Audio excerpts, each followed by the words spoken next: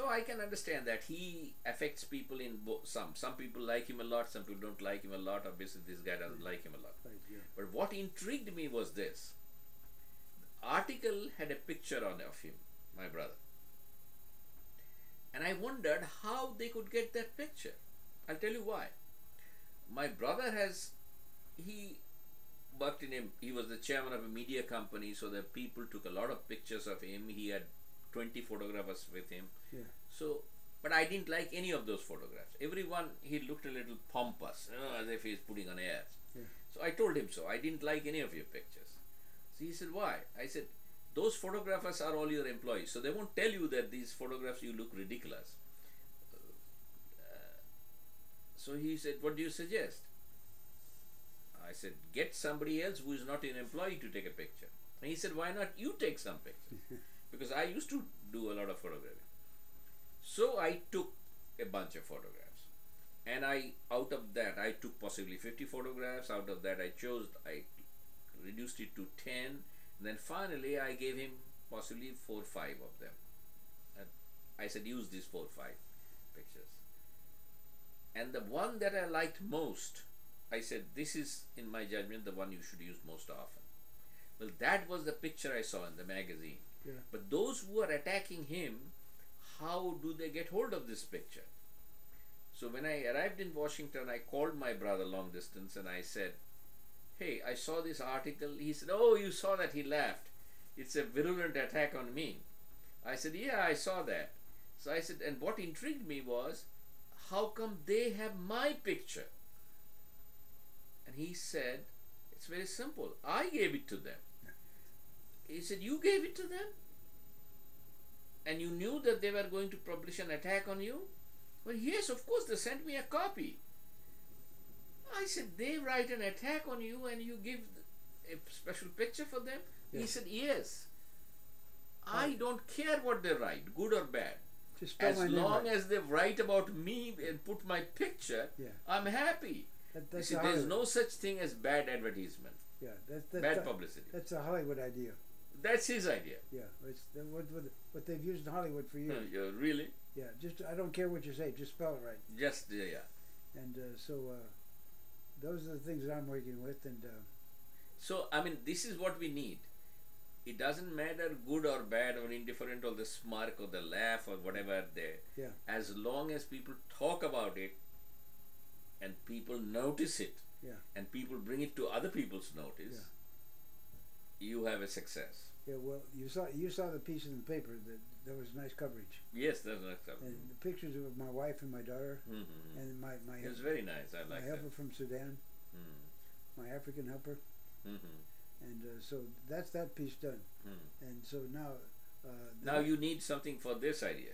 Yes, and so what I will do is I'll invite. Okay, the next piece is that in addition to the Chinese maybe wanting to invest, is that the Koreans have what they call huis. Have you ever seen a sushi bar around here? It's generally next to a dry cleaners. And that's next to a cigar stand or cigarette stand, and they're Korean owned. And when the Koreans come here, they will all put some money in a pot. That will be the investment pot. Okay, and so do you want to be next door? Yeah, I want to be next door. So you see these little groups of Koreans. That's right. And so I've already walked you through the plaza. I've gotten you to the Cafe Montmartre, and you said it was Vietnamese. I said no, Korean. Then we go to the coffee shop. That's Korean. So why not? Why not we have an Asian center there? Well, that's exactly what I'm moving towards. And the Asian population, according to the Census Bureau, will increase. Is already between 1900 and 1950 will increase by. Do you know how much? No. 200%. Yeah. It will go from 11 million to 33 million. And consider, in addition, that this 11 to 33 million may not be too large a part of. It's a very small part, 2% of the American population. But in the entire history of the United States, no community, not even the Jews, have been as successful as the Asians. Yeah. Okay? They, by every criterion of success, property, income, land prime land occupied, Yeah. house value, children in Ivy League colleges, prestige in the community, community position held. They are ahead of any other community. So that makes a huge difference. As immigrants. Mm. Yeah. No immigrant community has ever been as successful. Well, there's something going on in this market now. Is that the Koreans are they're in Annandale? You know that? Mm-hmm. But people said, well, they don't even want us. They don't tell us what their little store offers. But I went into one that was a Chinese. It was in Annandale. There is a Korean store. I have been there. Huge store. Yeah. Well, there's also all kinds of Asian stuff. There's a small one there that sells rice cakes. I see. You know why they sell rice cakes? No. Rice cakes are what you use to celebrate a business deal. Really? So why did they come to that neighborhood? Because that's where the Korean economy in the East Coast is centered. That's where the traders are, the bankers are, the insurance companies are. And so I like those. They have these cakes or something with the beans in them. It's so good. Yeah, yeah. It's healthy because it's not too sweet. It's just the sweet beans.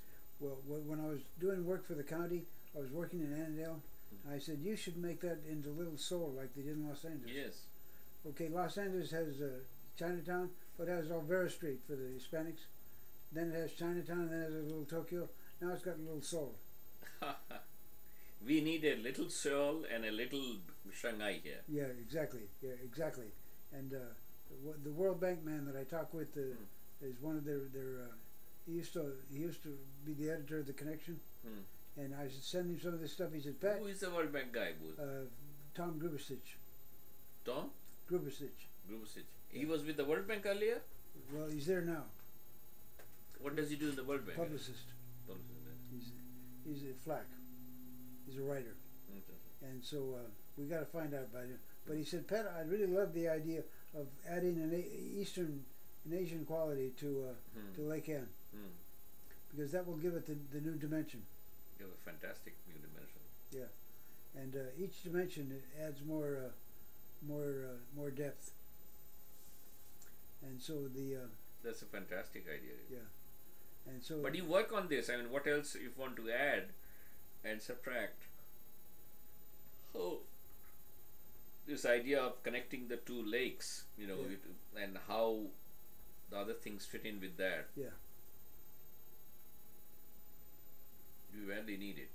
Well, the piece I didn't get to is that the Koreans are there in Annandale, and so I've been trying to get them interested. I've learned something called the Korean Bell. You know, if you have this idea, you know, if you can do it quickly, because on 31st July and 1st of September, there's a huge Asian festival. Yes, yes. And they are expecting this time to be even larger. Yes. It's already reached a stage where my neighbor says he doesn't like to go there because it is so many people that you have to stand for food for 40 minutes. Exactly, yeah.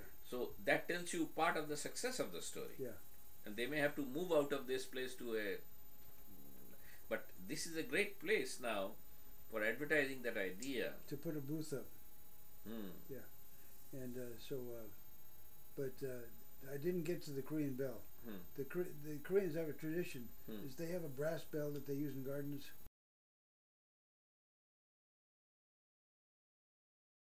And they just donated one to Fairfax County. Really? Yeah, there's a park around here that they put it in, and so the chairman of the supervisors, when I told her about my Korean ideas, and said, well, what I would like to do is organize victory gardens in Reston. Victory Garden. Yeah, and we should do that in Colson Cluster. Right behind me here. There's a meadow there. There's the island here. Useless. Yeah, well, there's a meadow back here that's even, you know. At the back, maybe also. Yeah. Yes, you're right.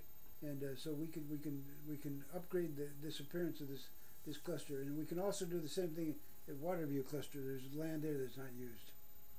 Here, you mean at the back of the garage, that side? Yeah. And that area is just lying like that. And there's nothing interesting there. Right. And Hickory Cluster is the same. And maybe if we have put a bell there, Yeah. we can have a spot where people can sit. Yes, sit and talk. Sit and talk. Yeah. We badly need one. No, sit and talk with each other, not to each other. Yeah. And so those are the ideas that are out there now. and each one has traction, and all I need is something that will pull them that close together. And so those are ideas for the future of Reston. And there's no newspaper that deals with it anymore. It seems to have fallen. There's a piece of newspaper, radar. And so it's YouTube's and it's the blogs. Yes, YouTube and the blogs. Yeah. That's what rules things today. Yeah, and and Facebook and that kind of stuff. And so because I'm sitting here, I have to use that, but I can't use it that well because I don't see that. When it comes to the small print, I'm gone. Then I'm totally blind. So I ignore it, and but what we're doing right now, we have not done in a long time. I mean, you've listened to some of my ideas. You said, I know you respect my thinking. Yes, I think this is a wonderful idea. I think this is an idea whose time has come. Well, that's why I said. I like to quote Victor Hugo. Yeah. Hugo said, "The biggest army cannot stop the advance of an idea whose time has come." So the time has come. We have had a situation of intellectual torpor. Yeah. No new ideas have come up like this. Well, they are all talks about one restaurant and one this and one that. That's nothing. It's not going to make a change. Well, I sent a note to the graduating seniors. I said, okay, you are leaving Reston. So remember that you're leaving one of the few places in this country that has successfully intermarried, has racial mixtures, interracial and intercultural, and the first place in the country that broke the line. We're the first place. Is that really true? Oh, it is true. Yes. And so I said, when you leave here, look back and remember what you saw, and when you come back, do more. And so I said, okay, you're going to sit there and get your degree, and I'll tell you something from there. Okay, you know what 20 is? That's where you are. You know what 10 is? That's the best grade you can get. So where you are is where you should be, and that's the best thing. So 2010 is your graduating year. And so congratulations, you are where you should be. Just go with it. Now is the time. This is the place. That's true. Yeah. That's a wonderful idea. Yeah. And so that I've been proclaiming that wherever I go. 2010. Now is the time. Now is the place. Let's go. Let's start. And so let's keep talking, because the next one I want to put in this whole thing is Haiti. And that's where I'm going to get to you, is that Reston was the first new town.